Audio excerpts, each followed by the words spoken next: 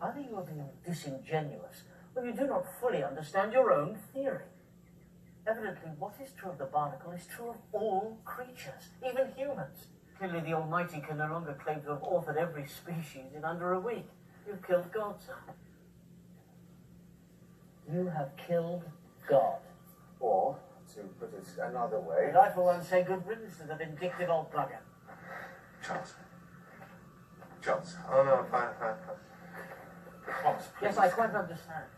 It is time to write your book. Strike hard and fast with a blow that is utterly conclusive. They say you talk as if we're at war. Yes, science is at war with religion, and when we win, we'll finally be rid of those damned archbishops and their threats of eternal punishment. Oh, Mr. Huxley, we live in a society, and it is a society bound together by the church. An improbable sort of bark, I grant you, but at least it floats. And you would what? You would have us all rebuild plank by plank the very vessel in which we sail. Oh, come, Charles. Did God's laws change your Freudians? Was Jenny the ape any less personable for not being a person? Our behavior, like our physical forms, evolves according to our needs. Your very own words, sir. And thus, in time, we lose those parts that are no longer required. Like the appendix, the male nipple, and finally, thank Christ, our belief in an utterly redundant Almighty.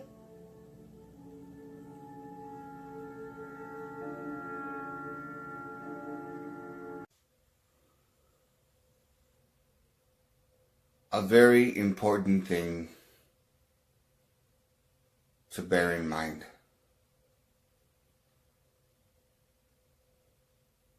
A very important thing to take seriously.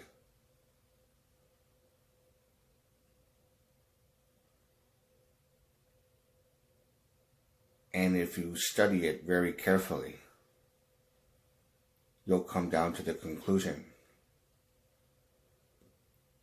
that there is no God.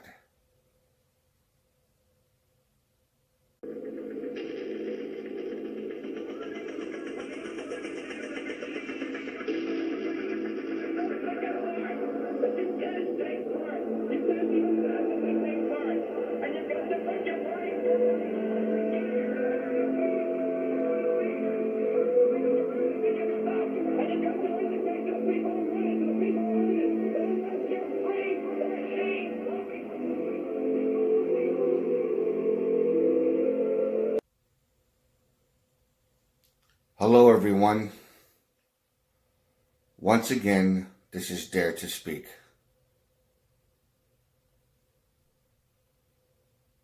I wanted to show this before, but I never got around to it. And this is from the movie Creation, which is a very good movie.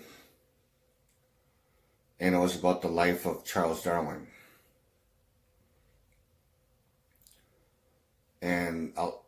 And the works of his book, Origin of the Species, or Origin of Species, however you want to say it. Now, to me, I think he makes some very, very good, valid points.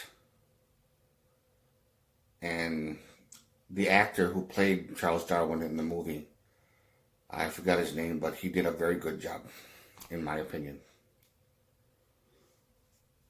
Now, I just want to hear a response from all of you, from what you honestly feel about these scenes from the movie. Because I do believe that life is extremely Darwinistic. God has nothing to do with what happens to us. The good things that happen to us, we're just lucky. The bad things that happen to us, which is very unlucky, unfortunate, however you want to say it.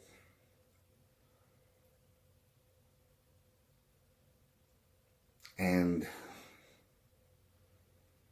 is about who has the advantage, which led to the works of Herbert Spencer, the one who came up with the survival of the fittest. He's the one who came up with that saying, that famous quote or whatever.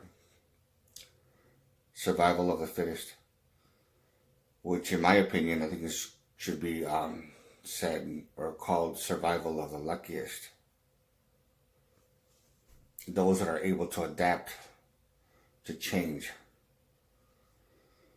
People that could actually have the upper hand over the others, and things like that. People that are very fortunate. Now, it's just my opinion that not only does God doesn't exist, but also Satan, heaven and hell, and and so on. And the Bible is not necessarily a trustworthy book, which I made my point about that many times. I just want to present to you something that it makes sense,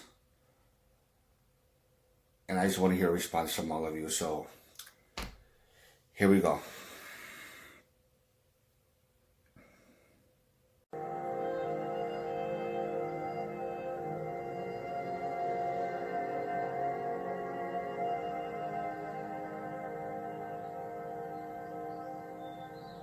Puzzling.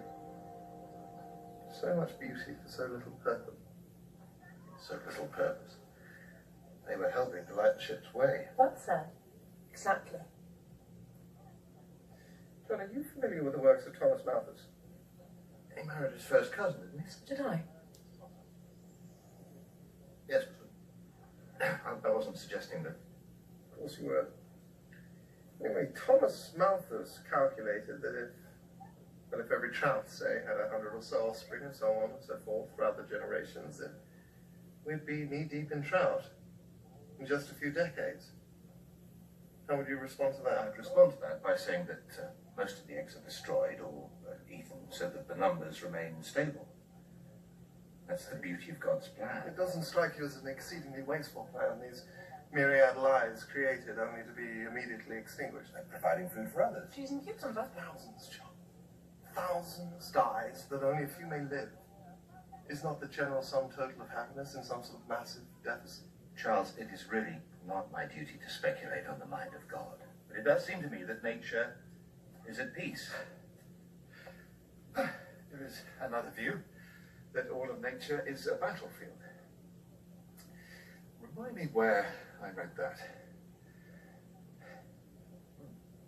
Very good. Shall I continue?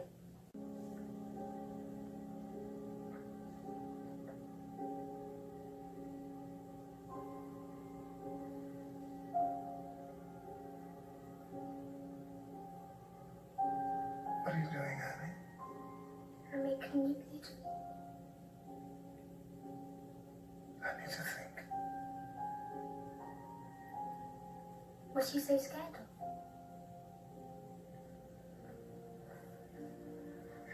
It's only a theory. No, they're right. It changes everything. Suppose the whole world stopped believing that God had any sort of plan for us. Nothing mattered, not love, trust, faith, not honor. Only brute survival.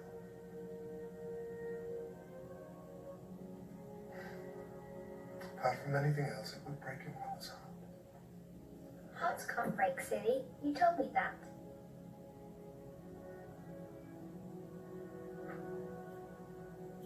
Breathe in, Papa.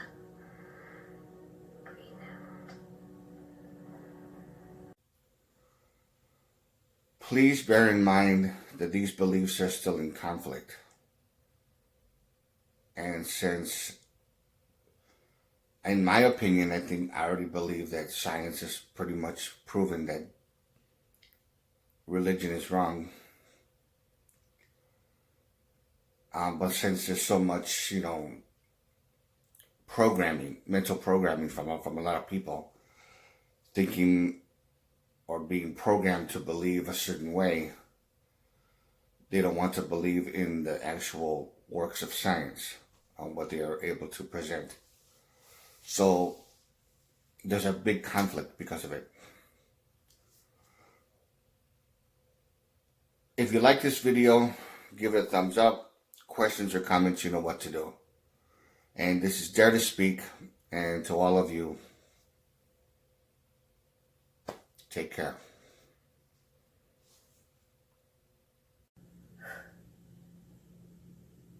You really can. So little for your immortal soul.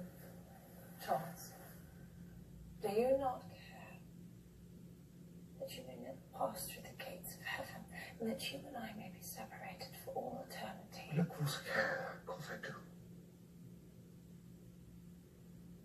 What do you think has kept me in limbo all these years? I am a neuter being. I'm a scientist, and I dare not study for the fear of seeing more clearly what is already as plain as day to me. You don't think that's torture enough? I think you're at war with God, Charles. You both know it is a battle you cannot